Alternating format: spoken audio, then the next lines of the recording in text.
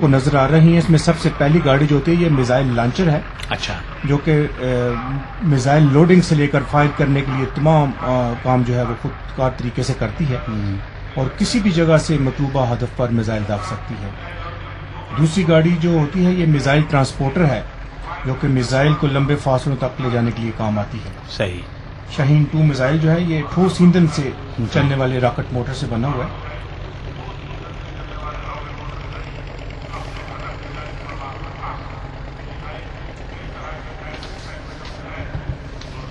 خواتین و حضرات، اب جو میزائل سسٹم آپ کے سامنے سے گزر رہا ہے یہ پاکستان کا جدید ترین کروز میزائل حطف 7 بابر ہے جو زمین، فضا اور سمندر سے یکساں مہارت کے ساتھ فائر کیا جا سکتا ہے. میں یہ بات ناظرین آپ کو بتاتا چلوں کہ یہ اس میزائل کا کامیاب تجربہ کل پاکستان کے سائنسدانوں اور انجینئر نے بڑی کامیابی سے کیا ہے. یہ 700 کلومیٹر تک بڑی کامیابی سے اپنے ہدف کو نشانہ بنا سکتا ہے اور اس کو کروز میزائل کہتے ہیں. یہ radar avoiding ground hugging cruise missile ہے جس کے لیے پوری قوم کو مبارکباد دینی چاہیے کہ یہ بہت کامیاب تجربہ تھا کل جو ہمارے سائنسدانوں اور انجینئرز نے کیا ہے.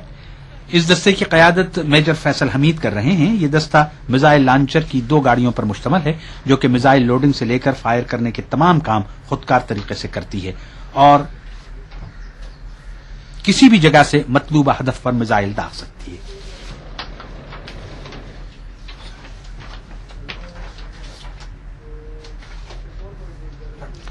پریڈ کی سلامی کے بعد صدر مملکت جنرل پرویز مشرف جناح اسٹیڈیم کے چاروں طرف متعین کردہ مختلف مقامات پر لگائے گئے فلوٹس اور مشینی دستوں کے معائنے کے لیے تشریف لے جا رہے ہیں.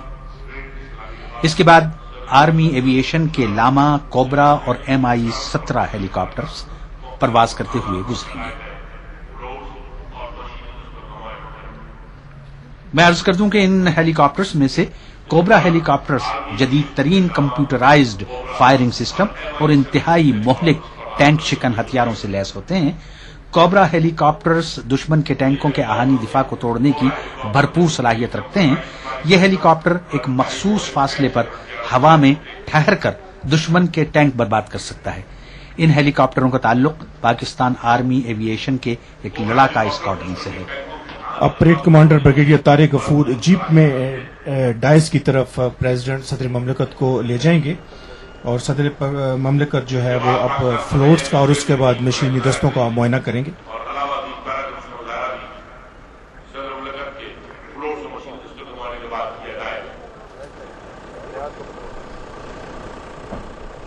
صدر مملکت اب فلوٹس اور مشینی دستوں کے معائنے کے لیے تشریف لے جا رہے ہیں. ان کے ہمراہ پریڈ کمانڈر بریگیڈیئر طارق غفور ہیں.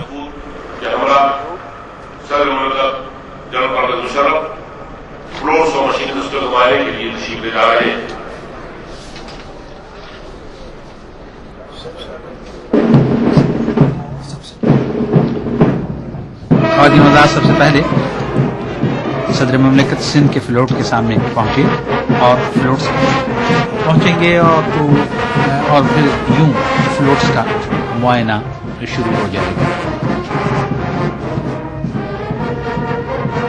سندھ سے ہوا یہ فلوٹ ناظرین اس صوبے کی شاندار تاریخی اور مختلف تہذیبی اور ثقافتی اقدار کی بھرپور عکاسی کرتا ہے. اور کہنا صاحب اس فلوٹ میں قائد اعظم محمد علی جناح کے مقبرے کی بھی لیکن بیسیکلی یہ فلوٹس بڑی محنت سے تیار کیے گئے ہیں. کیمرہ شاید اتنی دیر تک ان کو اتنی تفصیلات نہ دکھا سکے کیونکہ معائنے میں گاڑی جو ہے وہ تھوڑا سا جلدی سے گزرے گی لیکن بہت محنت کی گئی ہے ان فلوٹس کی تیاری میں جو کہ صوبے کی ثقافت کی بھرپور عکاسی کرتے ہیں. یہ صدر مملکت آپ کو نظر آ رہے ہیں یہ فلوٹس اور مشینی دستوں کے معائنے کے لیے تشریف لے جا رہے ہیں. یہ پہلی دفعہ ہے کہ فلوٹس اور مشینی دستے جو ہیں وہ استفادہ کیے گئے ہیں.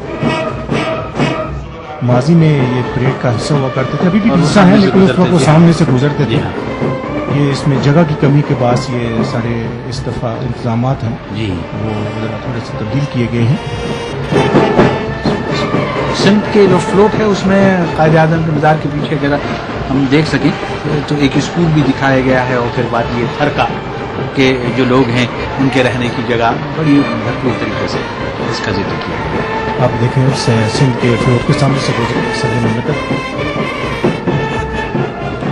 اب صدر پاکستان پرویز مشرف صاحب پنجاب فلوٹ کے سامنے سے گزر رہے ہیں.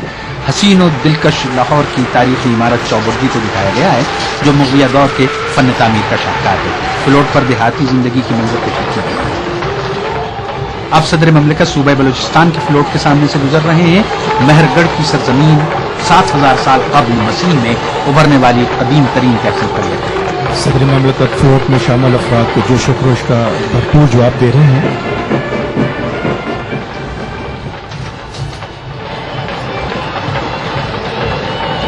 بلوچستان کے بعد صوبہ سرحد کا فلوٹ ہے. جی اور اس میں فلوٹ میں صوبے کی ثقافت کے مختلف پہلوؤں کو اجاگر کیا گیا ہے. صوبہ سرحد تاریخی، جغرافیائی، مذہبی اور ثقافتی لحاظ سے پاکستان کا اہم صوبہ ہے. فلوٹ میں قلعہ بالا حصار اور اہل خانہ وغیرہ دکھائے گئے ہیں. صدر جنرل پرویز مشرف جموں و کشمیر کے فلوٹ کے سامنے سے گزر رہے ہیں. جموں و کشمیر فلوٹ کشمیر ایک بہشت بری کی عکاسی کرتا ہے جسے ایک ڈائیوراما کی شکل میں بنایا گیا ہے. صدر جنرل پرویز مشرف شمالی علاقہ جات کے فلوٹ کے سامنے سے گزر رہے ہیں. پاکستان کے شمالی علاقہ جات 6 اضلاع گلگت، اسکردو، بیامیر، غزر، گانچھے اور استوار پر مشتمل ہے. ہمارے ملک کا یہ حسین خطہ برف پوش بلند و بالا پہاڑیوں اور چمکتے پانیوں پر مشتمل ہے.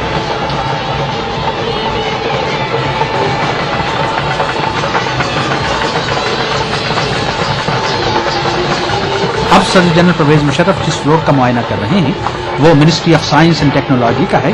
سائنس اور ٹیکنالوجی کا اسٹال ایسی اشیاء سے مزین ہے جو ملک میں معاشی اور معاشرتی ترقی کے لیے تیار کی گئی ہے. اسٹال پر دکھائی گئی تجارتی اشیاء پاکستان میں سائنسی بنیاد پر تیار کی جا رہی ہیں.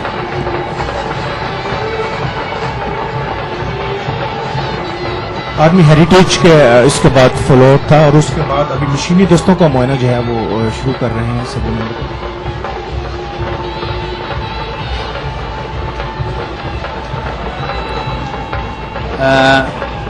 یہ جو ہے آج کا آرم کوڈ کا اسٹال اس کے سامنے سے گزر رہے ہیں. اس میں 19 لانسرز، 28 کیولری اور 21 ہارس کے ٹینک شامل کیے گئے ہیں.